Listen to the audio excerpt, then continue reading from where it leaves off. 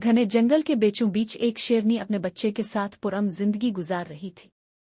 माँ अपने बच्चे को शिकार करना, छुपना और जंगल में जिंदा रहने के गिर सिखाती थी। बच्चा अपनी माँ से बेहद मोहब्बत करता था और कभी इससे दूर न जाता। एक मनहूस शाम एक आवारा और जख्मों से भरा हुआ खौफनाक शेर उनके इलाके में दाखिल हुआ। इसने एक धाव मारी जिससे दरख्त कांप उठे और फिर अचानक शेरनी पर हमला कर दिया।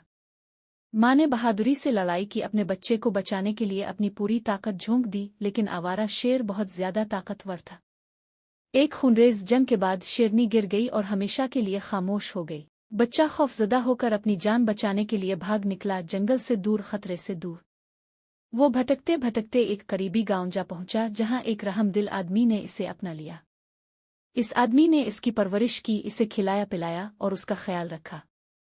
साल गुजरते गए और वो छोटा सा बच्चा एक ताकतवर और खौफनाक शेर में तब्दील हो गया। मगर उसके दिल में अपनी माँ की मौत की याद कभी धुंधली ना हुई। एक दिन इसके दिल में अपने जंगल की तरफ लौटने की शदीद ख्वाहिश पैदा हुई। वो गांव छोड़कर अपने जन्मभूमि की तरफ निकल पड़ा।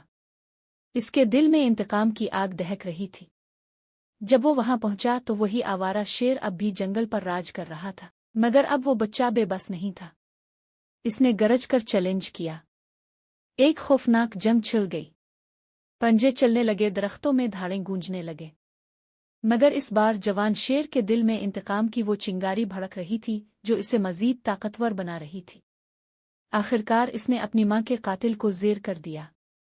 एक आखिरी वार के साथ इसने अपनी माँ का इंतकाम ले लिया। अब जंगल इसका था, मगर आवारा शेर की तरह वो दहशत नहीं फैलाता था। इसने अपनी माँ की याद में इंसाफ और हिकमत के साथ जंगल पर राज किया, ताकि इसकी अज़मत हमेशा कायम रहे।